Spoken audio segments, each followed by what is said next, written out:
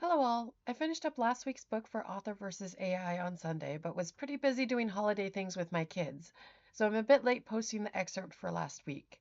The book is called Autobiography of a Compulsive Liar, and here's an excerpt from chapter 1. I extend a hand old school style for a shake. Hello, my name is Alexander. No, it's not, but she doesn't have to know that. Pleased to meet you, Alexander. Her palm is cool and dry to the touch.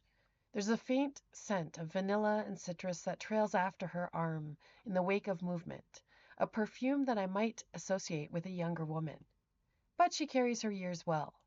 Even though her hair is frosted silver, it's cut in an attractive bob that frames her mostly unlined face. If not for the hair color, I might assume her to be in her 30s. As it is, perhaps I'd bump up the number a couple of decades. She takes back her hand and gestures toward her office. Shall we get started? Okay, I got this. I stride forward confidently, taking a seat before she has a chance to offer. Better be fast on the draw and show that I'm not intimidated at all. And I'm not. Perhaps most others would be in this situation, but I've learned the whole "they're more afraid of you than you are of them" routine. Managers are like wild animals. Give them a treat and they'll be your friend. It only takes a bit of time. Your resume is exemplary, she says, sitting down and clicking on her laptop. Her eyes scan what's there, but I'm assuming she's probably already spent the last few minutes in her office rereading what I put down on paper. I know I sound good on paper. And most people seem to appreciate the effort I put into my appearance as well. There's an art to dressing for the right occasion, and I feel it's almost an art that's been lost. But it's essential to what I do. Nuance, a rare skill. Thank you, I murmur, and I know you likely have some questions for me, but do you mind if I ask you a question first, Miss Hall? In an office environment, always go by the honorific. Be overly polite. It will come across as modesty. The corners of her lips curve up. Please call me Rebecca, she replies. I got the brownie point, especially for calling her Ms. instead of Mrs. She wears a wedding ring, but she seems like the independent sort. Her office isn't scattered with family photos or clutter, but neat and efficient and organized. I bet dust would be afraid to come in here. It wouldn't find a warm welcome at all. But I've managed to get one. It's all in the details, you see. Rebecca, I repeat, and this time my voice is warm. Still quiet, though. That makes her lean forward slightly, and the act of leaning in shows she's interested in what I have to say. It's a physical response that creates a mental reaction. I don't talk loudly, and therefore my words matter more. Loud talkers are the ones to watch out for. All bluster and hot air. And people subconsciously know that. I don't want to come across as a loud talker, not in this environment, and not with Rebecca as my future boss. I have that feeling in my throat, the one that tells me that she is about to hire me. I've done a lot of research on Veltec Enterprises, and I have. There are only a couple of times that I've been caught unprepared during a job interview, and it was mostly my own fault, such as staying out drinking the night before until 4 a.m. But you live and learn. And I have to say I'm pretty impressed by what you've accomplished here. And I don't say you lightly. I know you've been with Veltec almost from the get-go. All information publicly available, so I don't come across as the weird stalker type. Hopefully I'll seem attentive and eager. But what I'd like to know is, you started out in R&D, and now you've worked your way up to the head of marketing, which is impressive in just a few short years. Well, I won't ask your reasons. I must admit to some curiosity about the switch. I think with your background that you could have been leading the R&D department right now. Marketing is equally important, of course, and is where my background is. For once, not a lie, because don't we all market ourselves, even just a little? But it's a big change from being behind the camera, so to speak, to being in front of it. I wave a hand. Do you require your employees to be equally well-versed in product development as you must be? It wasn't in the description of the job posting, but I want to make sure I don't fall short. She leans back in her chair, crossing her fingers over her stomach, and I wonder if I've pushed too hard too soon. There's a thin line between sincerity and brown-nosing.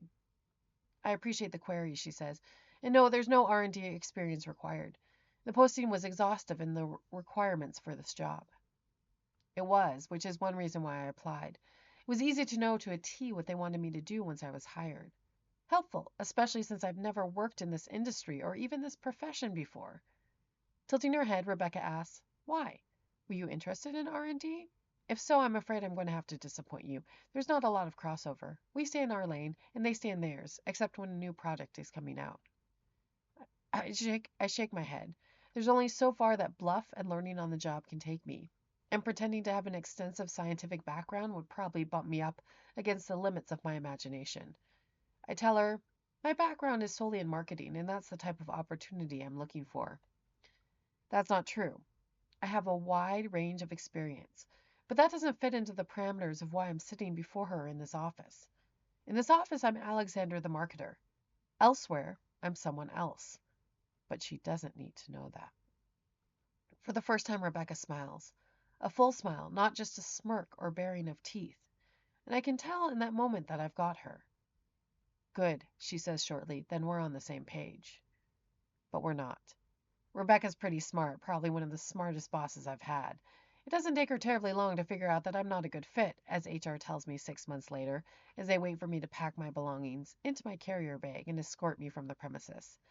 I've managed to skate by until then, but eventually a coworker rats me out. Or that's my best guess. Barry always had it in for me ever since the day I took his tuna fish sandwich from the break room. You'd think he wouldn't be so petty over a goddamn sandwich. But here we are. They don't bother to tell me that I'll never work in this town, industry, company again, but the thought's there on everyone's face. The almighty client, yes, with a capital C, Veltec Enterprises is the type of business where the client is God, hasn't been too happy with my performance so far either. Some jobs I've managed to clock in and out for a year or two before getting the axe. My high record is 3. 3 years of getting paid to do bupkis. Quite a feat. But I learned something here. Something vastly important. And the moral of the story, kids, is don't steal a tuna fish sandwich.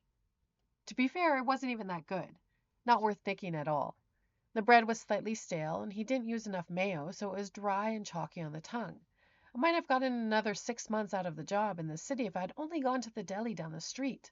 Laziness in my food choices might be the one sin that's caused me the most headaches. Oh well, onwards and upwards. Perhaps I'll learn a bit more about food, such as how to make a goddamn good tuna fish sandwich. So, this was a fun romp through a zillion different professions and cities with one central character who starts off cocky as hell and gets a bit less so with each iteration. It's more interesting the further I went into the book until I came to the, somewhat explosive ending. This week I'm tackling a new subgenre, so stay tuned for more info shortly. Until then, have a good morning.